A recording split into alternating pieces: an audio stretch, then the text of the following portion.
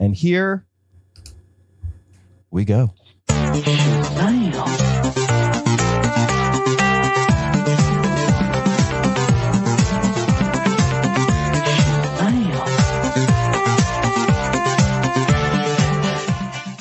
Hi, everybody, and welcome to episode 335 of Comic Book Queers. I am your host, Brett, and dancing on her own is Evil Jeff. Evil Jeff, you're wearing a beautiful X-Men logo t-shirt, a hoodie. Yes, it has the X-Men on the back. Oh, so cute. Well, I can't really see it well. Who drew? Could you recognize the artist who drew the X-Men? I'm not sure. Okay. Fine. I'm sure it's gorgeous. I see Rogue, I see Storm, I see what could be Jean Grey. And we're going to talk about those X-Men this week. It's definitely like the TV show X-Men. Oh, okay. Like X-Men 97 X-Men? Yeah. People love them. Mm-hmm. Well, I mean, you have to remember, that was like a fucking Saturday morning cartoon. That's where like kids, that's a lot of people's view of the X-Men, not us, because we're old. I know. We're in that age where every writer, any creator who touches like official X-Men stuff, whenever interviewed, they're like, what was your first exposure to the X-Men? They're like, oh, the cartoon, the old cartoon. I'm like, bitch. Yeah. I also hate that now kind of the zeitgeist, when people just talk about things, the age of when things happen, it's all millennial based. Just like people are like, you know how like when you grew up and then the family computer, you know, when you were a little kid and you went on the family computer and you're like, no, I don't. Yeah. Because there were no family computers yet. No, we are the generation that was just skipped in general. Just skipped. No one cares. There's never, I mean, that's the thing, depending on who the next president is, or if there ever will be another president. There won't be. But they think it will be a millennial. And so there'll never be a Gen X president. Isn't that crazy? Wow. Good. I really thought Obama was Gen X. Is he boomer? But he's a boomer still. Really? That's surprising. He's at the very cusp at the end. Yeah, boomers are all the way up into the 60s. Yeah. It's like 65 to 80 is Gen X. Wow. We're young Gen X, at least. Yeah. But not to date ourselves. I know, and we have Gen X X-Men. Hello. There's a connection there somewhere. Yeah. Is there any hot topics we need to talk about? Any hot topics? Yeah, there's a few things that I have. I heard about them, and I was like, I just don't. What were you like? I was like, and he was all like, and then she was all like, and then they were all like, and I was all like, what? Hey, so we've got some X-Men comic book events coming up. And I wanted to talk about them, starting with X-Manhunt. We're already, I think in this week's books, we've had a few. There's one in particular that ended with kind of a segue into X-Manhunt. And so this is the next big thing where Xavier is on the run from the Greymalkin prison and everybody's looking for him. Yeah. Because he's dangerous. He's a dangerous man. Sure. Are you excited for this at all? I can tell you're not. No. I'm not. I don't. It's like Heather's, you know, where it's like I don't have anything against an Xavier storyline, but I don't have anything. But you don't have anything for her either. Yeah. I'll have to see where it's going at this point. What is the point of this? Because I guess I feel like it needs to be headed by Uncanny, because it's now been said that he's an avian, like a separate type of mutant with a tumor.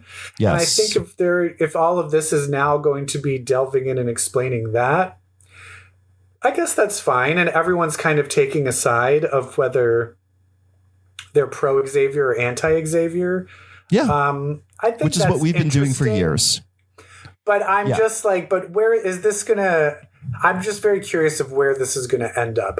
I just don't have high hopes that it's going to end up somewhere interesting. Yeah, I think that because where else could it end up other than either Xavier joins the X-Men or dies, and it's the same old, or he's a villain. And I feel like that could be interesting if Xavier. I'll tell you this: if he gets his back broken and ends up in a wheelchair, I'm going to join Al Qaeda. Okay. Like, I'm done.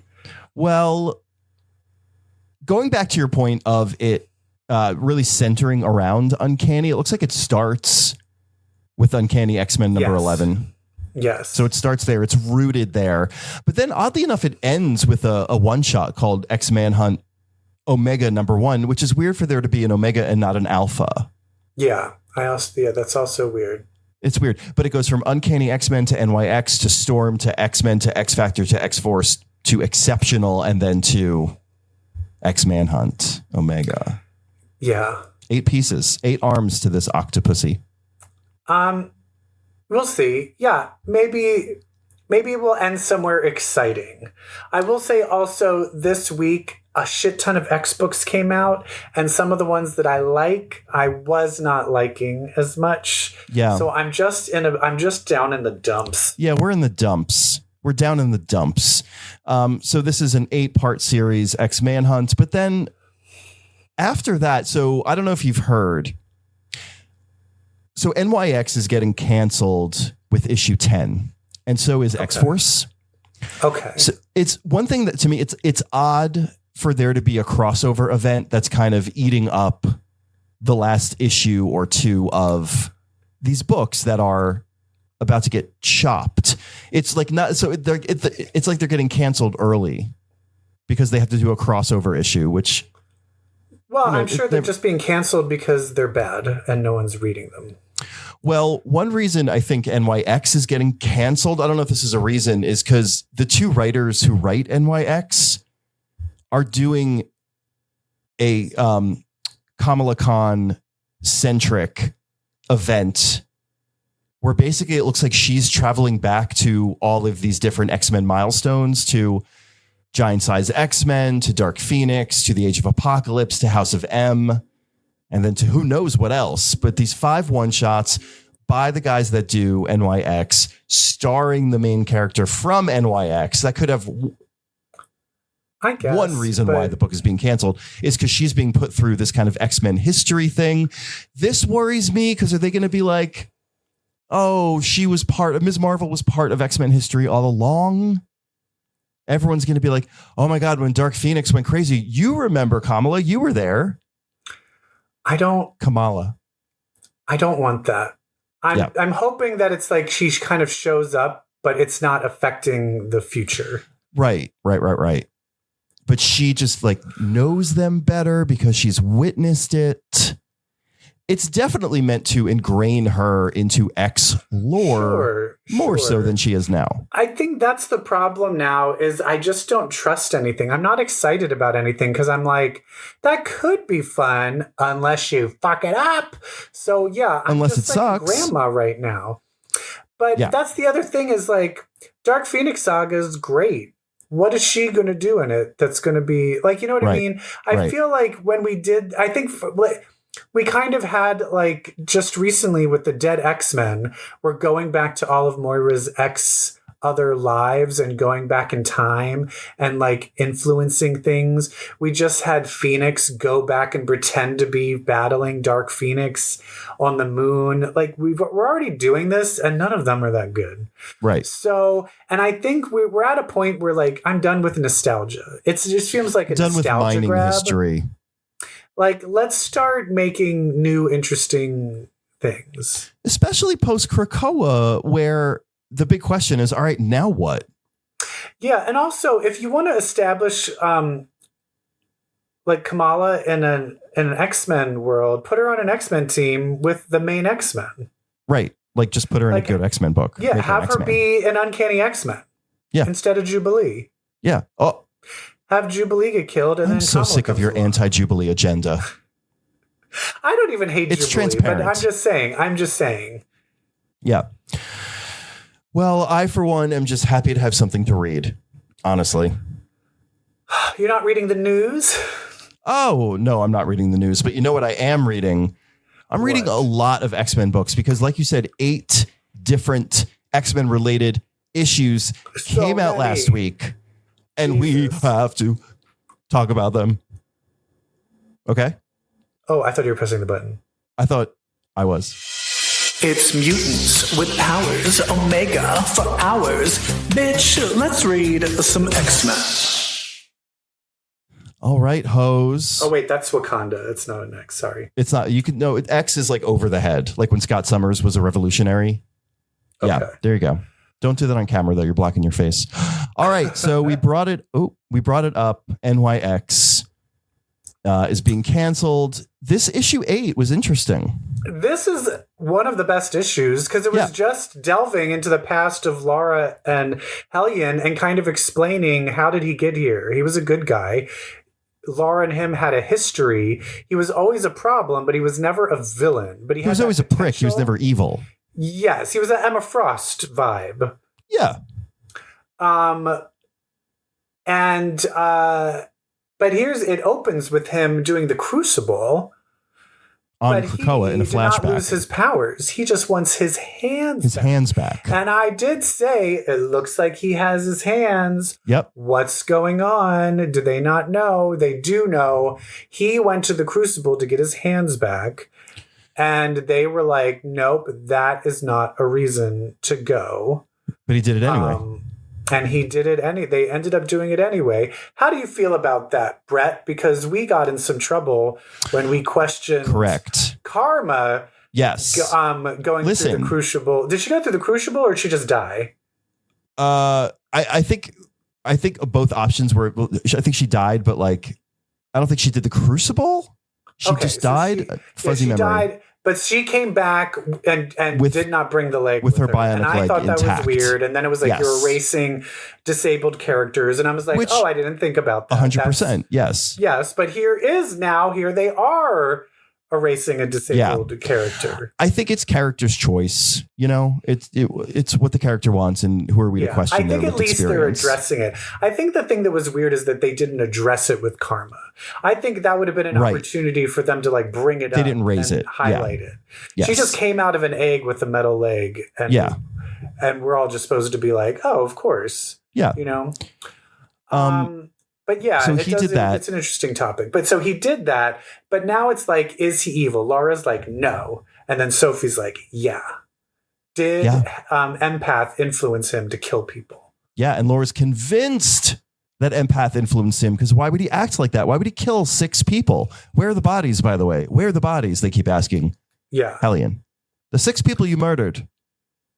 And then Sophie goes in and it's like, no Empath. No Empath, just him. Did it. So here's the thing. I'm going to give it away. He never did kill the people. But why did Sophie not see that? Right. She wasn't looking. She wasn't looking. She was looking to see any of Empath's influence. No, he did it all, but didn't look to see if the murders actually happened. I know.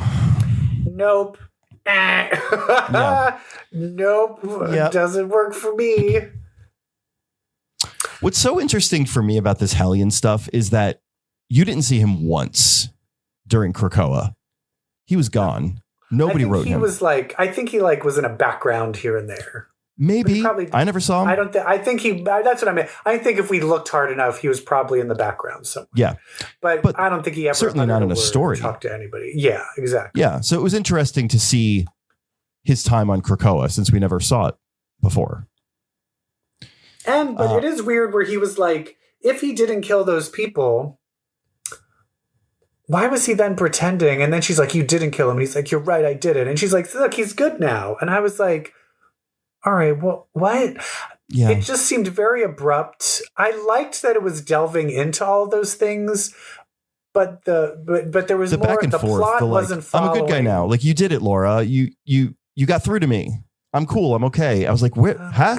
How did that happen? It happened way too fast. Yeah, it was very abrupt. But it had character development. It might not it's great to see it might have been together. Wonky, but it was better than the past few issues. So listen, good for you, NYX. Good for you, NYX. You've got 2 more. 2 more, and then we don't need to know about these woke mutants in New York City. Nope, don't need anything about marginalized communities trying to find community when they're being just viciously attacked. And nope, don't need a book about that. All right, next. Doink, doink. What is this? Weapon X-Men? Did you read this? I did. Oh, you did? I'm so surprised. I did. It's so masculine. I want that time back. Yeah. It's okay. It's just bad storytelling because I had to go back because then I'm like, where are they? And it turns out they go to Latvia. They go to Latvia. But they're like, he's like, I'm on a mission. Where are we going? I don't know. And then it shows them landing and it says like somewhere. It doesn't say where they are. And then in one tiny little bubble, it's like, wait, Latvia? And I stop saying Latvia. That's a real country. They're in Latvia. So then I'm like, is it Latveria? Latveria. Oh, Latveria. Oh, who cares? Is Latvia a real place? Yes. Sorry. So Latveria, I had to then go back and try and find it. I'm like, where the fuck are they? And then they're like, oh, we're Doom. And I'm like, they are? It has a One World Under Doom banner on the cover. Yes, but still, I don't get what the point of this is. Well, because they never make it clear. They never explain what the purpose. Like Cable's like, we have a mission, and he never once. And then he doesn't. But then he doesn't say what it is. And then later he goes, the mission has changed. And I'm like, well, to what? And what was it before? What was it before? What's the From Two story here?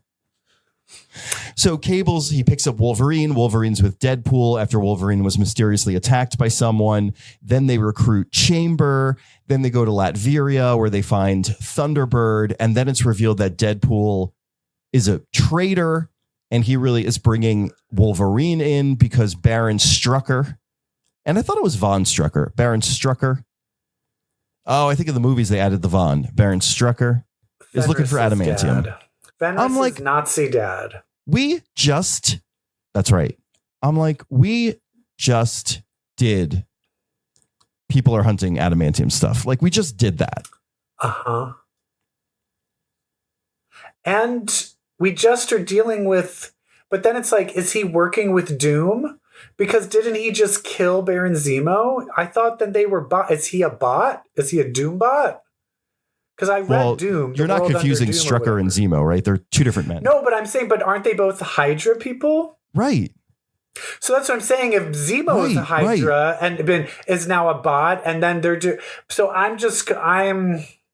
don't know. Maybe it'll all be explained. Also, we need to go pick up Chamber. Why?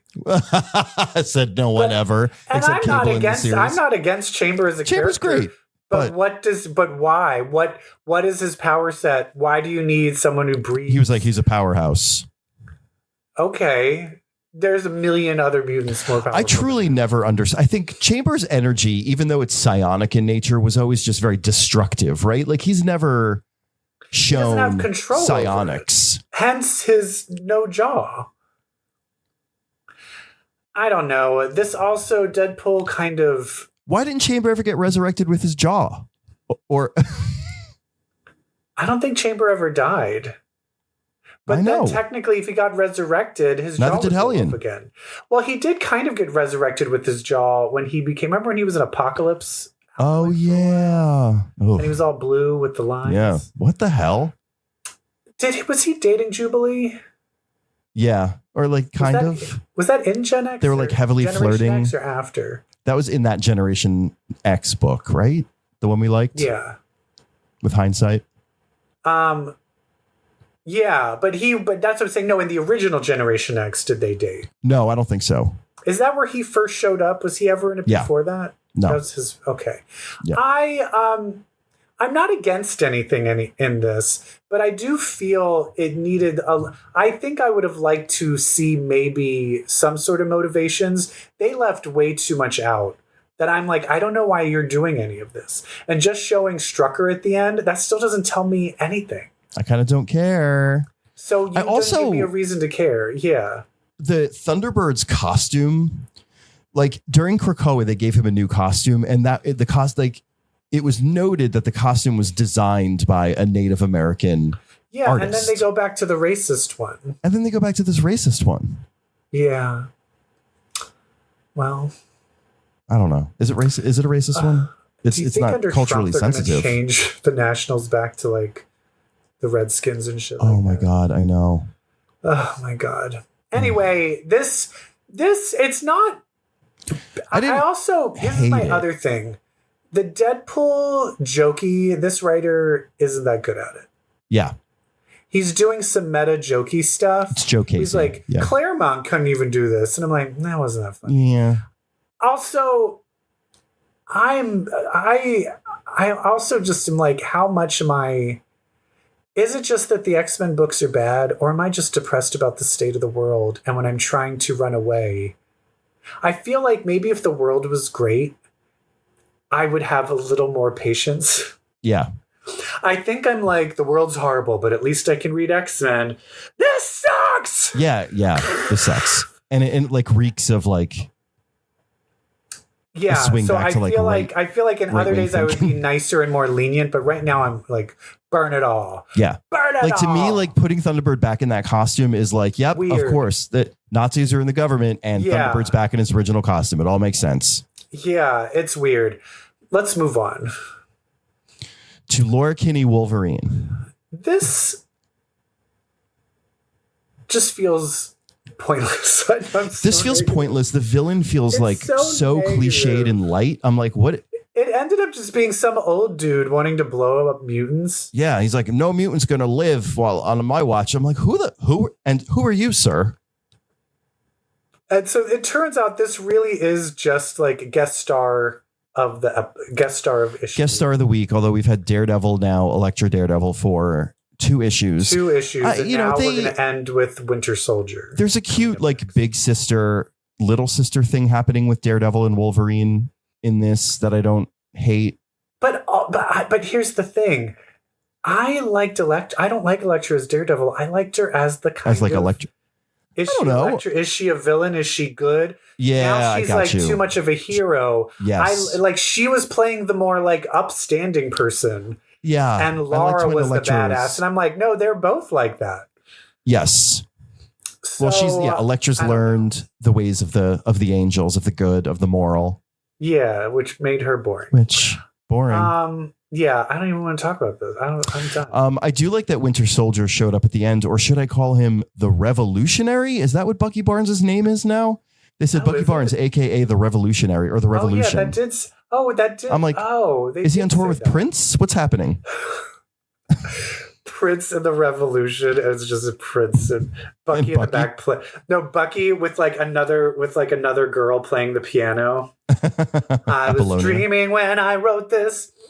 Yeah, it's not, I will say this, it's not bad, because right now I'm basing it on, am I able to read this before I start skimming?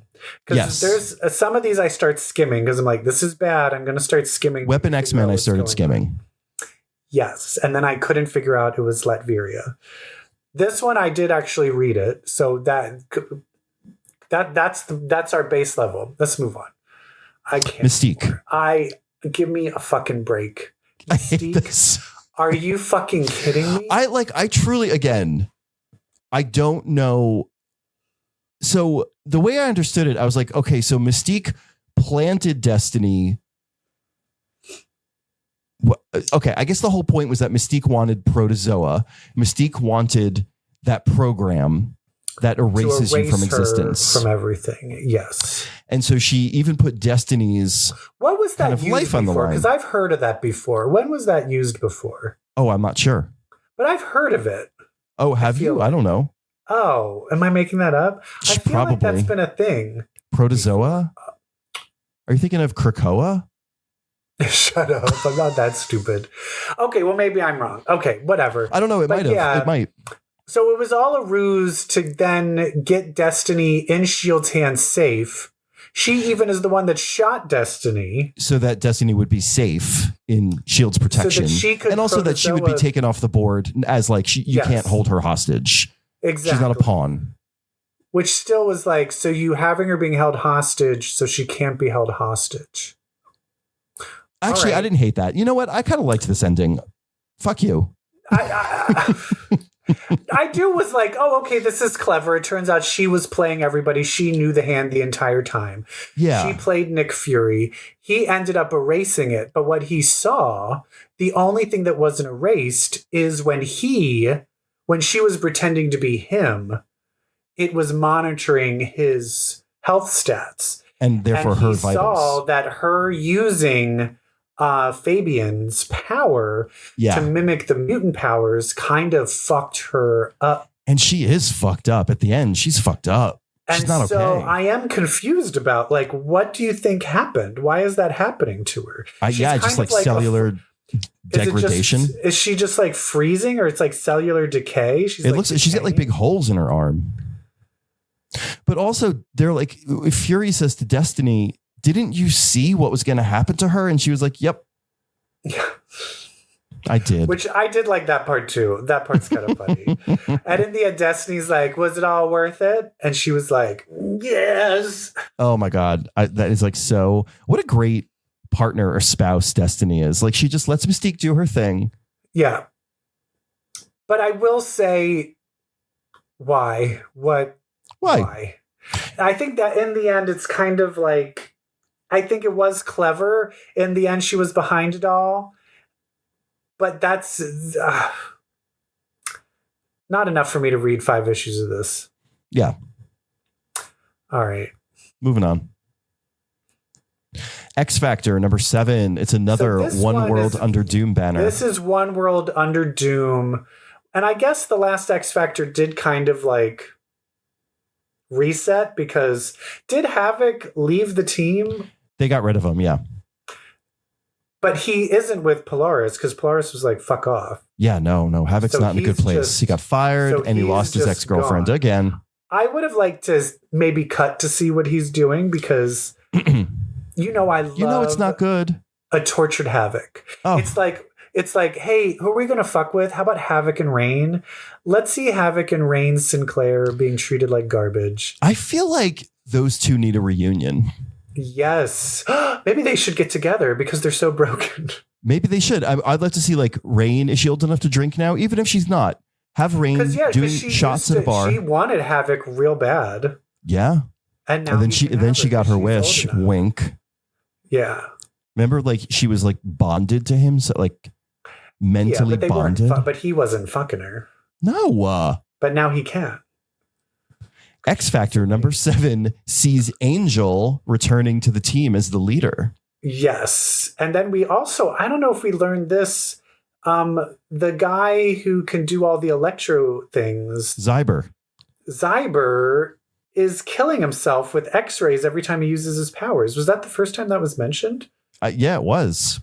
So he's like, this team is fucked up. So fucked up. He's like Izuku Midoriya or Twinkle Bellybutton in that, like, their body can't take their power. Yeah. Wait, are we? Uh-oh. We'll talk about it with what we're watching. Before we start what you're watching, I have a beef with My Hero Academia and I need help. Okay. Oh God, here we go. Okay, but just remind me to bring it up. I will. What I couldn't stand about this issue is Cecilia Reyes. What personality do we have now? Did she even say anything? Yeah, she was like she was just acting like very not intelligent. Yeah, well, I mean, is she just distraught because her boyfriend died? Maybe, I don't know, but there was just a few things where she kind of felt like, wait, what's going on? And I was like, I don't know if that's never been her. She's always been very focused. Girl, half these characters are not acting like how they normally act. And that's the book. Yeah. What's this writer's? He doesn't give a shit. It's Mark Russell. It's who we love. It's Snagglepuss. I know, it's but he's not. He's more trying to be funny. And I think not honoring the characters and then trying to be funny and now being forced to do a crossover event. Oof. Because it's like it's very peripheral. And then he goes into Chechenian mutants. Right. Have we seen any of these mutants before? Don't think so. They were kind of the best part. The kind of hot Chechenian with like poison skin. Yeah. Although, Chechenians. Strutting around. He's killed gay people. Like, they hate the gays in Chechnya. With the things that they've done. Oh, my God. But he still was, I still would do it. Oh, my God. So anyway, basically, but here, we didn't even get to the biggest. Genosha is now. Oh, Gigosha? Stop. An algorithm city, a city based on an algorithm. That's not going to last. What? And then they're like, hey, Doom runs the world, so we're now going to try and destroy this algorithm so that Doom doesn't get it. So it's like, wait, but don't you work under Doom? But aren't you working under Doom? Isn't he run your division? Right. So now are you rebels? So are you rebels? And how about, why don't you then try to overthrow him? Why are you just getting rid of it? It didn't make sense to me. Also, yeah, it was, and then they were like, oh, the Chechnyans are just going to go and take it. And then they brought Forget-Me-Not onto the team. How? He was so dead. He was so dead. And people forgot he was dead. And people forgot he died. How did he come back? Also, how do you add him on? They never show him being added to the team because there's no way it could ever make sense of him being added to a team because no one knows he exists. Right. Except for, wasn't Xavier the only person because he's implanted with to remember? Maybe. But also, I just think that Mark Russell loves the concept of Forget-Me-Not, so he figured out, he just worked him into his story. But he did it as a joke. You could do a lot of bits with that. It's like a bit. Yeah, it's a bit, yeah, because there's bits to be had, so we'll bring him back. And then you know what else I hate the most? If you're looking at the cover, what is the thing that I hate about this cover? Oh, it's Greg Land? Uh-huh. Yeah. Can we stop with, has that not, he has been drawing these awful covers for almost 20 years. Yeah. And I hate it. And I think it's just like, you know what? It's like, I want to pass a law. And I know a lot. It's like, law. I want to pass a law that he is not allowed to trace anything. And then he will disappear from the world. All right. Anyway, that's all I have to say about this comic. Okay. Oh, Exceptional X-Men. This was not good either. Yeah, I like this to have one of the kids too much on the kids. To have and to have Axo in particular like fall victim to an obvious kind of con man, which I guess is like somebody will buy that kind of eugenics shit that this villain, obviously villain, is selling. Yeah. But I'm just surprised. I don't know. It seems like he'd be smarter than that. It seems like he'd be smarter than that. It seems like because of his empath powers, I feel like he's risen above himself looking different.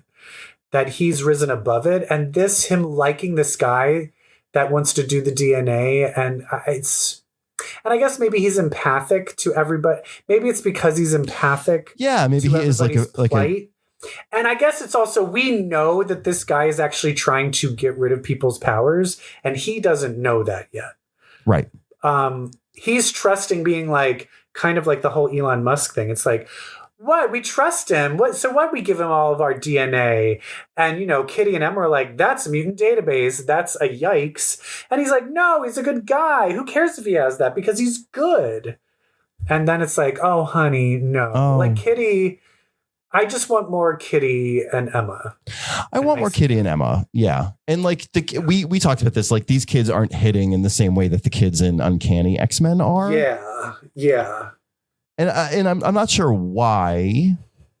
I think sometimes they're talking too much about their adversities. Yeah. And I want to just more, and it's kind of I don't know like what their actual like your personality can't be, oh my God, I'm green and nobody likes me, or oh, I turned bronze and like I'm scared for people to know I'm a mutant and I don't, and the other girl is like, I need to be stronger than everyone because I'm a mutant. You know what I mean? Those are part of the story, but I also just need to know like, what kind of music do you like? Are you boy crazy? Are you, you know what I mean? Like, what movies are you into? Like, I like those little nuances. I feel like the only thing they talk about is their like oppression, and it just becomes very limiting. They spend a lot of time in a room together talking in this book. Talking about like ideas. And like, it's about mutant existence in theory. And whereas Uncanny is mutant existence, like happening in practice. Like, it's like with with her being like, oh my God, I'm not a, wait, what's her name with the horse? What's her name? Yeah, Calico. Calico. Where she's like, I'm not immune. Oh my God, I'm not immune. Like that crazy, weird personality trait. And then for her to flip it. Yeah. And be like, I'm a mutant. Yeah. That it's like that weird quirks of personality is missing in these people. They feel very generic. Contradictions and who they are in a crisis. And they kind of feel like when they were doing the spec and doing the outline of like, we want a character like this, we want a character like this, we want a character like this. And then they just kind of didn't go any deeper. But they sure do talk about themselves like that. Like, no, I am a character who does this and I believe this and I think this. Well, I'm a character who thinks this. And teenagers still are shallow and they need, that's what I'm missing is the teenager. They're very, and it's like, it's the kind of thing of, did you ever watch Dawson's Creek? Yeah. It's as if every character is Dawson. Because Dawson was always like trying to be grandiose and like big and emotional and like talk about all these ideas. But in the end, he was stupid and he didn't know what he was talking about. And then Pacey and Joey would be like, you're dumb. You know what I mean? Like they're all being Dawson and I don't like it. Yeah. And this book also, they don't affect one another as much as the Uncanny Kids do. Like they don't, no. They're not making each other They should be going to school together. And I will say this, them being like, Emma being like, I'm going to pay for everything. And they're like, no, we don't want you to pay for it because that's creepy. And I'm like, that wouldn't be a thing a teenager would say. Right. A teenager would take the money. Yeah. They would be like, don't be creepy and give me the money. Like, you know I did think it was funny though for Emma to be like, wait, why would you not want that? And Kitty was Emma like, was me. Emma was it's called setting boundaries. Where I'm like, why? You're all being dumb. Yeah. It's called setting boundaries. Like, maybe we healthy. should get jobs. And then immediately her roommate is like, I have jobs for you that will exactly go to this plot point. Yeah. And here's your first day. We need Gen Z. It was like Big, the plot to Big, where it's like, I need to get a job. How about you work at this toy store because we need like a kid's perspective and you seem to be like a kid. Nobody's looking to the interns for buyer insights. Yeah. Like they showed up and went to a meeting with a new client. Right. Within 5 minutes. You don't allow interns in a fucking meeting. Yeah. So get it together. This get it together. Nice. Oh, Uncanny X-Men. I'm really struggling with this art. The art, yeah, me too. Is really bad, and I can't tell if I don't. I think like the opening pages. The opening pages, I believe, were Dave Marquez. Maybe no, maybe not. Let me take a look. I remember there being kind of what I felt was an abrupt change in the art, but I think maybe I just thought it was Dave Marquez in the beginning. No, it's not. No, it's the replacement. Yeah, it's bad the whole way through. It's not bad. It's just not what we were given. But it is bad because the characters aren't giving the right facial expressions. Yeah, exactly. The facial, like even when someone is trying to look like they're fighting, they're like, yeah, like the faces make that really face bad. Again. Oh, you're so angry. It's not giving. I am also disappointed because I keep on wanting to call him Dreamweaver. Yeah, Death Dream. I thought he was going to pop up. I didn't know he was going to need surgery. I thought his powers were going to make him not Yeah, me too. And so the fact that it was just Jitter just used a needle on him and then he's like, oh, I'm okay. Yeah, I was a little disappointed. I thought it was going to be more of a showcase of Death Dream's powers, which were not that clear on, but it was just another use of Jitter's powers, which we totally understood. But then later on, they're fighting the dogs. And Death Dream's like, wait, there's dead dogs in there. I can send the dead dogs to heaven. And then all the dogs stopped. And then Jubilee goes, we did it. And I'm like, I think Death Dream did it. I don't think you did anything. That's very Jubilee. So anyway, I do think it's funny. They send these dogs off. They can't turn the dogs. They can't tell them to stop because they're broken. And the head of Grey Malkin, whose name I'll never remember her name. Karina Ellis is like, why? Why are we doing this? This is stupid. Now we're looking really dumb and bad. And then she puts the guy who did it in Grey Malkin jail. Yep. And then the point of this is now they hate malls. Right. Which Jubilee is not going to be okay with.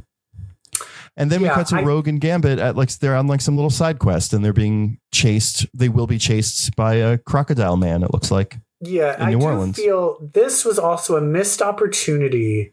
You did not really see a lot of their powers. I think this is the opportunity to show you see what's Roberto's cousin's name? Yeah, Ransom. This should have been an opportunity for him to show his powers. I feel each time we need to be like, oh, maybe they're the Endling. Oh, maybe they're the Endling. Yes. I think they need to be stepping up, being like, oh, they're doing something that now I think it's you. Right. Don't just do generic fighting. Right. Like show that they have world-destroying capabilities or show that they've got a deep well of anger. And I feel like they started doing this, which is weird because I feel like this writing feels a bit more off, even though it's still Gail Simone. But it's almost like she saw the drawings and we're like, oh, I'm just going to phone it in. I wonder if when something like X-Manhunt comes along, how disruptive. Because notice the books are feeling off right before a crossover event. Because they have to kind of wrap something up. Yeah.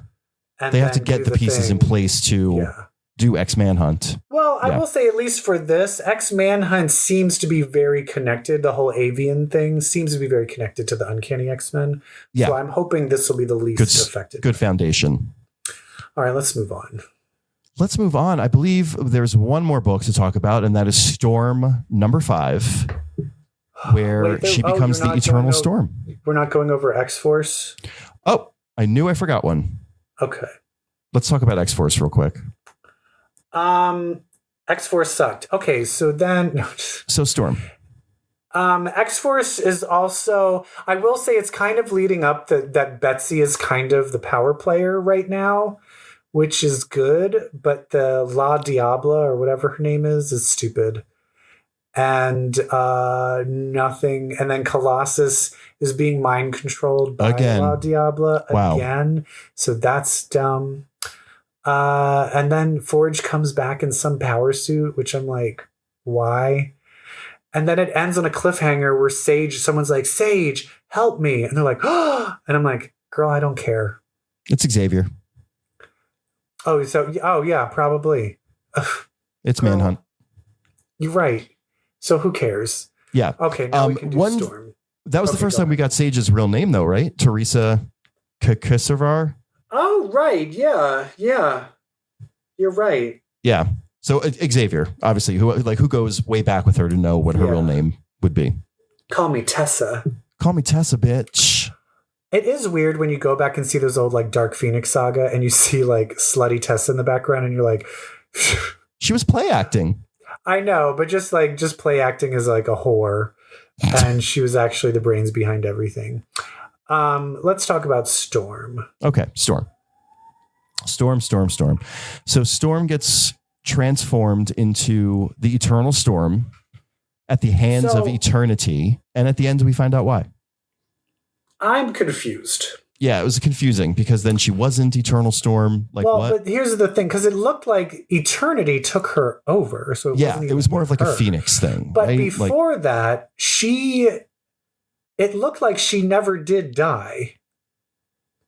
So this is where I'm confused, because it looked like, or did he when the demon that was like, oh, you used your powers and now I'm going to kill you. And then it was squished and then she ate it? No, he killed her. She died. Was that Eternity then resurrected her as the Eternal Storm, and then she took the demon down.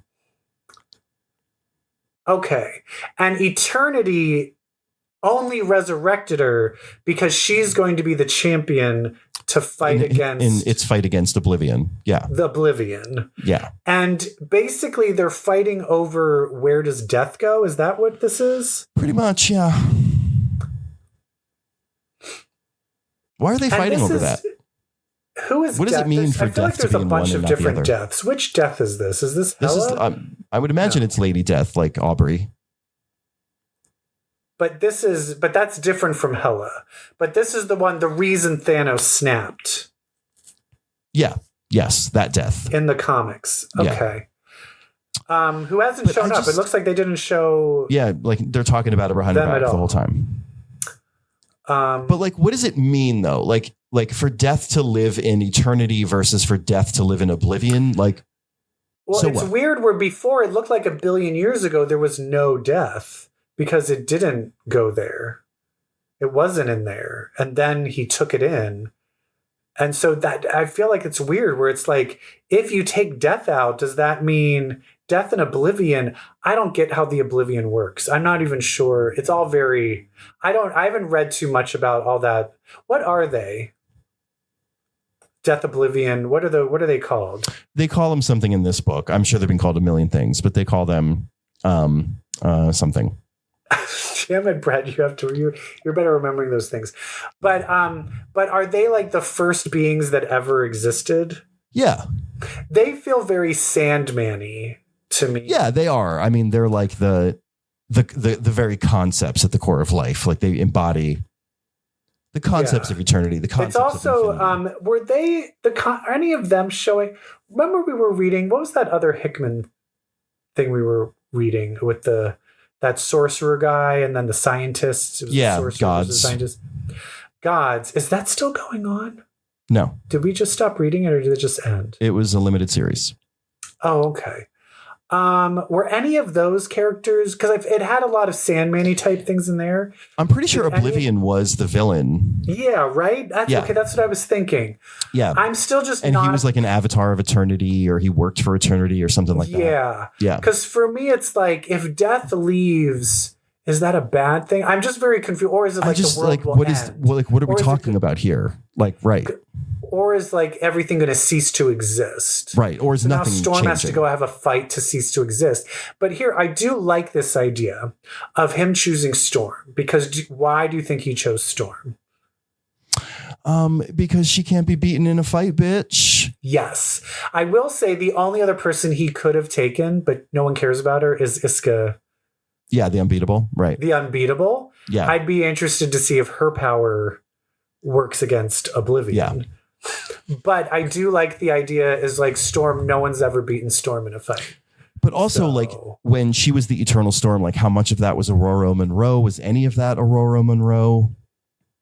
Well, when she was fighting, she came to then kill Doom, and Doom's like, Storm's still in there. She's not going to let you kill me when I'm completely unarmed. That's right. And then he's like, damn it, you're right. So and he was right. Yeah, that was so cool. She's still kind of in there. She's still kind of in there. This is and then why was she crying? I like where this is going. Before, I literally thought this was going to be like a new Storm power set, but no, she's now just like almost like a herald. Yeah. Of eternity. She was crying at the end. I think she's crying because she's like, fuck, can I get a fucking day off, bitch? Can I get a day off? That was very violating. Yeah. Well, it's also like, I died, came back to life, and now I have to fight Oblivion. Great. She's like, I was in Bavaria. I was in Eastern Europe. Yeah. I'm tired. But this, I was very like, and I was like, okay. It'll be cool. We're doing fun, high concept things with Storm. Yeah, it's great. All right. I think I think comic book time is over. Oh, I used to hate it when my mom said that. I think we're watching stuff. What you watching? Is it me naked? No? Oh, fine. What are we watching? Oh, Drag Race. Drag Race. RuPaul's Drag Race. Start your engines. Oh. What was the name of the Rusical? The Wizard of Wiz? The Wizard of... The Wicked Wizard. The Wicked Wiz of Oz? The Wicked Wiz of Oz. Something like that? But told as a chorus line. I've been privy to as a chorus line, yes. As you know, I've been privy to this episode for a while. Yes. And I thought this was a very smart idea for a musical. I just was not a fan of a lot of the songs. Yeah. But I think it was a very smart musical. I think it was really fun. And as Me someone too. who loves Chorus Line is one of my favorite. I could see the parallels of like, oh, when it's the Tin Man, Lion, and Scarecrow, that's supposed to be at the ballet. Yeah, Tits and they did. Ass is the Good Witch. You know what I mean? Yeah, and they did- Nothing is the Green Witch. Like I could see. Yeah, someone did sing. And that was very appropriate. Yeah, that was the two monkeys. Yeah. So I do like that parallel, but some of them just didn't have the same. Like "Girl at the Ballet" is one of the best Broadway songs ever written. Yes. And so this was, you're not going to get to that. What did you think? I liked it a lot. I mean, I'm a big Wizard of Oz fan. I'm a big Wiz fan in particular. I actually like. I wish there was more Wiz on Broadway. Did we talk about that? I did. I loved it. I did. Oh, yeah, we talked about it. Remember Tin Man? Tin Man was sexy. Yeah. Oh, yeah. That's right. Right. Because I wasn't a fan of the rewrites. Yeah. Yeah. It's the modern humor. But But for me, they just sing "Home" and then. And you got me. And you got me. I'm good. Yeah. And yeah. Dorothy's Acacia Forgot's number at the end, I guess, was like was supposed to be reminiscent of Home. Yeah, because Anya's was kind of easing down the road. And hers was supposed to be "Home." But and yeah. We did not get home. And this is the we didn't get anywhere close to her. Home. And I'm going to give her the benefit of the doubt. I think she can sing. Right. But I think she is too nervous. As big someone time. who used to coach improv, you can see when people are in a panic. Yes. And when she performs, she's in a panic. And that's something that people can get over. I think when she gets more comfortable with performing, I think can get better. So I don't want to just sit there and say, oh, she sucks. There's some people where I'm like, I'll tell you this, Arietti will never be good in comedy. Ever. Never. Never, ever, ever. Does not have the brain for it. But I would like to think that Acacia Forgot has the potential to be good at performing, but it just was so panicked and held back. Held back. That's the word. And there was no emotion. Yeah. It's so held back. It's just kind of getting through it. It's fear. It's getting through it. Yeah. And that's the thing is like, you want to take that big part to prove yourself. And she fell flat. And that happened to Bosco when Bosco fought for that big part. I thought Bosco did way better than Acacia did. Oh, for sure. But yeah, you need to fucking just deliver it. You need to take it if you're going to take that part. The second she said she was going to be Dorothy, I was like, she's out. She's done. Because there's no way she's going to be able to carry the show. But I will tell you this. People are like, why was there only 2 in the bottom? I honestly felt everyone else than the 2 in the bottom were fine and good. Because you know how there were 4 in the top and 2 in the bottom? Yeah, there was no one that merited.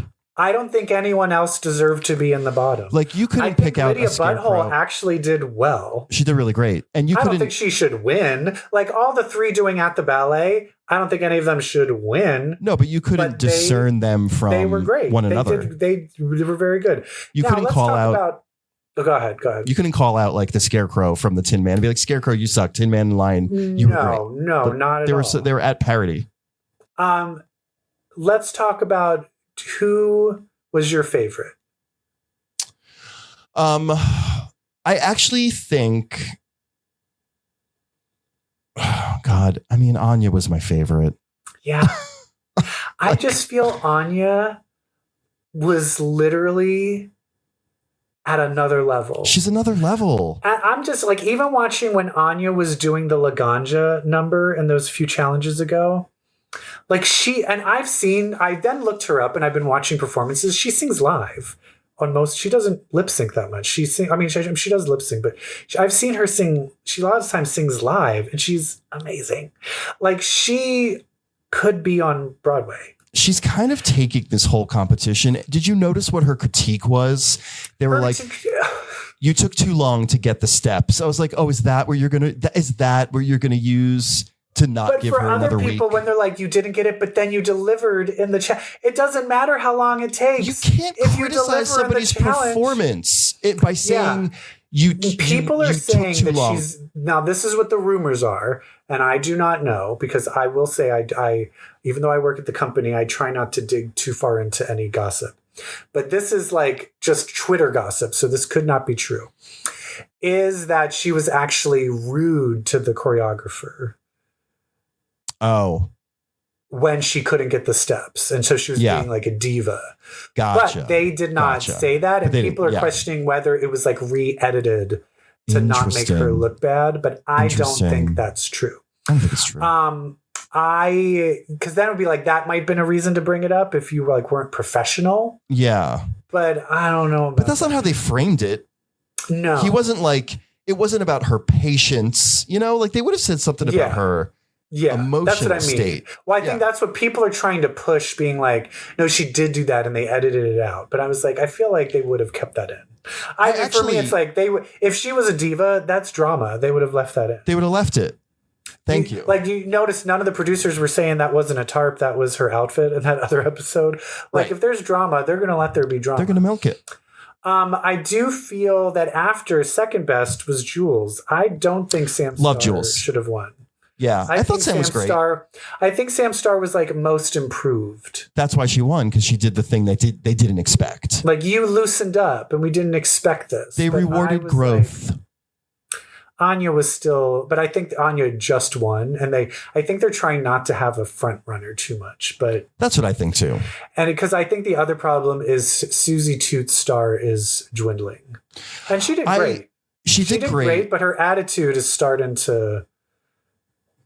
Yes, but she also was very competent. You know, like I wouldn't say Susie brought anything to the role. She just nailed the role. But she nailed it. She nailed it. But at least Sam had a little sparkle. Yeah. Susie didn't really have much sparkle. That's why I put her third. Role. I think it definitely, I would have put Sam third and then her fourth. Yeah. But yeah. Okay. We didn't talk about it last week, but we're going to talk about it this week. So, Severance. The love triangle episode. Did you notice it was all love triangles? It was all people getting together, people being romantic, all love triangles. Intimate. Two separate innie outie love triangles. And then an actual love triangle. So we've got the not pictured here, Dylan, Merritt Weaver, other Dylan love triangle. And I started to clock it. Like she's falling in love with the innie and she is out of love with her outie. Uh-huh. And she is now lying to the outie saying she's not seeing the innie anymore. And I was like, oh no. Oh boy. She knows it's wrong. That's why she had to cover it up. Yeah. I will say that would be, there is something like, can you imagine if our husbands were severed and then you met the severed one that doesn't know you, but then they're still like attracted to you. Yeah. So you'd be but they're like different. Like all those little like dormant parts of their personality. Yeah. Now I would be. I mean, yeah, I think I would definitely have to fuck. Oh yeah. Joe's innie. That sounds so gross. Gross, kinky. And then we've got, of course, Mark and Helly and Helena. And I love this. I thought this was going to be. I didn't think it was going to go because he tells her the reason I'm being like this is because I fucked Helena. We exchanged vessels. Yeah. And I thought this was going to be like, fuck you. I thought it was, but instead it was like, I want to fuck. Mm-hmm. She doesn't get to fuck you. I do. And I was like, oh, I didn't think it would be resolved that quickly, which I was very happy about. But now, like, what if he has more sexual chemistry with the outie, with the evil outie? He seemed very happy after they fucked. Yeah, he did. Yeah, he did go in for more. But then Helena shows up. I hated it. To Outie Mark. And they start flirting. But I'm like, is it like a natural thing? Like, I'm wondering, because I'm like, he doesn't know. He knows who she is, but she's like the big boss. If you met the boss of your weird company that might have kidnapped your wife, you wouldn't be casually flirty. And so I feel because he's going through the process, I think just seeing her, he's naturally now like. I thought that too, but the inverse of when he was inside and he just was being more of a dick to Dylan and to Helly, I was like, I feel like his outer personality is starting to leak in a little bit. I think there are all of these weird things with him it's starting to merge. Yeah. And I feel the way they are handling him going back and forth, have you ever seen Perfect Blue, the anime? No. It's so you ever heard of like Paprika? I think that's that director's. No. I forget his name. But anyway, the movie Perfect Blue, it's this actress who's being stalked. Okay. But she's a pop star a J-pop star becomes an actress. And in it, you don't know whether it's a dream, the movie she's acting in, or the real life. And so you'll see a whole thing and then suddenly it'll be like, cut. Kind of almost like Inland Empire too. Yeah. Where you'll be in a whole scene and then it's like, oh, this is just like the movie I'm in. We are doing the movie. What?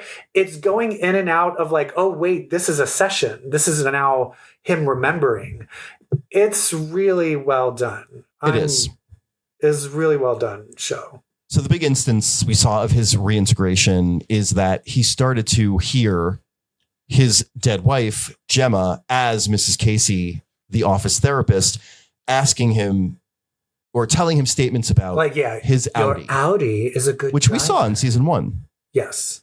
So he's remembering that, but able to surmise that this is his dead wife. Your Audi only jerks off to stepmom porn. Actually, if you notice, everything she says has a number in it. Oh, everything really? she says about Mark's Audi has a number in it. It's like, your Audi likes 2 scoops of ice cream as only if they're the same scoop. There's something about 20, like your Audi does something 20 times, or your Audi likes 3. Like she keeps saying a number, which is interesting. I didn't pick up on that. That's so interesting. Yeah. Anyway, the third triangle. Bert, the faggots are messy. Irving, and Fields. Oh, drunk, messy Fields. What's Christopher Walken's character's name? Bert Fields. He was in. Did you watch what he was in? Game Fringe. of Thrones. And Fringe. What else? Yeah, Fringe. Game of Thrones. Who was he in Game of Thrones? I don't know. I didn't watch it, but he was in it. You never watched Game of Thrones? No. Well, it had a bad ending, so it's fine. Yeah, no, I win. I was right. I know, right? So I remember us being like, why is Bert following him? Why is Bert looking like that? He looks like he knows shit. I'm now quite Bert. And then the husband was like, what Fields was like, Fields. 20 years ago. So many things happen here. Number one, we did Christopher Walken's evil. Right? He's bad. Yeah, he's not a good guy. He's not good. He's bad. He's sinister, which is such a 180 from his innie, Bert. Which is so sad because I do think that was his innie and that innie was in love with him. Yeah. Oh.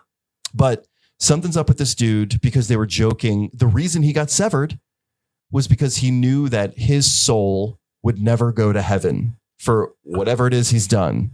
And so he thought that they're all weird religious. It's like a religious thing where they think the innie soul is a different soul and that soul could go to heaven. That soul may still be saved.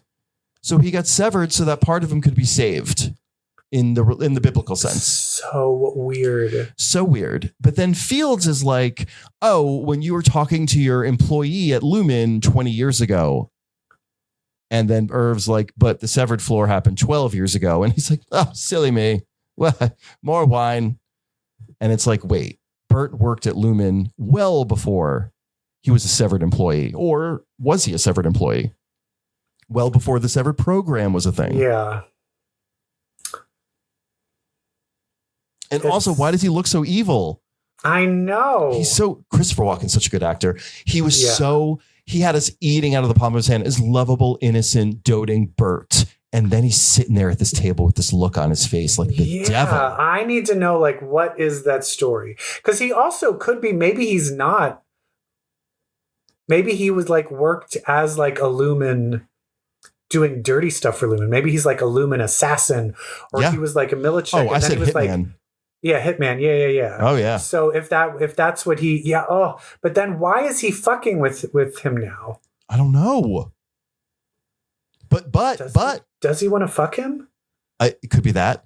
Also, I love this game that they're playing now because Irving was like, I'd really like to see you again. Like, he's like, I'd love to see you again, you know, with the husband or without. Up to you. He's like, how about without? Sounds good. Irving knows something is up. Irving is not, I mean, maybe, yes, he wants to pursue a relationship, but he just wants to suss this guy out. And Christopher Walken knows this. So it's like the subtext and what's coming out of their mouths are like two completely different things. Yeah. But they're both aware of the subtext. It's great. It's so good. It's a great show. Yeah. Yeah, it's a great show. Another show real quick. Yeah. We haven't fully... I just want to talk... I'm having a conundrum about My Hero Academia. Yes, talk to me. What's wrong? And I'm not going to give anything away. Have you finished... I'm about to finish season 5. How many seasons have been released? 7. 7. The 8 is coming this May. Wait, so season 5... I just finished the plot with the little girl. With La Brava? Oh, no, Airy. So what season Yeah, that's is like that? season 4. 4. Okay. Yeah. I was like, so here's my dilemma. My Hero Academia, if you have not watched it, it is the closest show to the X-Men I've seen in a very long time. I think it handles it very well. I really, really, really like it. I like it so much, I decided, I was like, I'm still like confused about the way Midori, how do you say his name? Izuku Midoriya's powers work. So I went to the My Hero Academia page to read up at his powers, and the first sentence... No, don't say anything. I'm not going to say, but I'm saying it gave away. I was like looking up in the Wikipedia page. The first sentence gave away the ending of the whole show. Don't do that. Well, there's one season left. I know, but it's following the manga, so it says it tells you how so don't look it up. Sorry. It tells how the manga I ends. would never. And here's my other thing. I kind of hate it. Oh shit.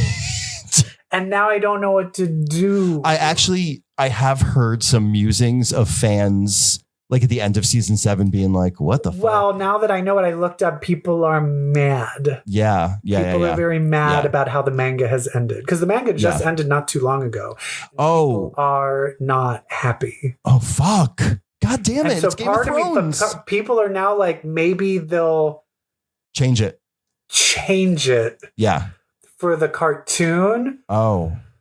So I don't know, but now I'm like, I was so into it, and I feel that like sucks. So I just feel kind of like. Well, enjoy the journey. I guess I'll just keep watching it. Oh, I'm so mad. Did you see the thing? Yeah. Is the one thing that annoys me. One thing is the anti-gravity girl. Yeah. Ochako. Grow some fucking balls, bitch. Oh, don't worry. She will.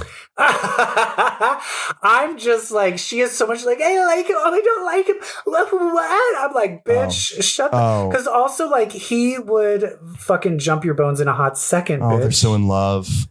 Ugh, Did you? It's driving me crazy. Did you see where his powers go out of control? When they're oh, no, you haven't gotten there.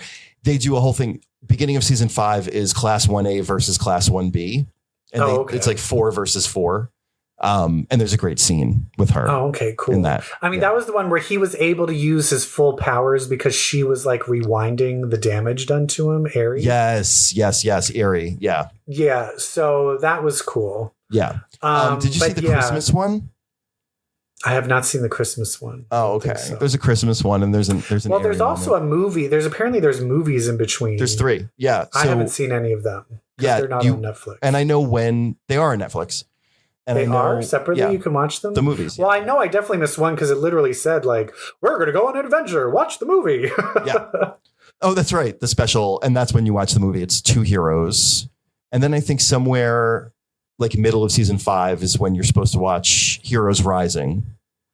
And then I don't know when the third one is. But it is interesting where sometimes, I will say this, sometimes I think they think out X-Men powers even a step further than the X-Men do. Yeah, like Well, it's just they're so good about like how he works, powers. like the phaser, the guy who phases, the way he has to Lemillion? think and how he can't see and he can't breathe and like Yes. like they And think how- about all of those. Did you see when he fought the whole 1A students and then at the end he goes, "Sorry if you saw my willy. I was trying to hide it." Yeah. Well, I saw that too at the end of it. I saw at the end where he loses powers.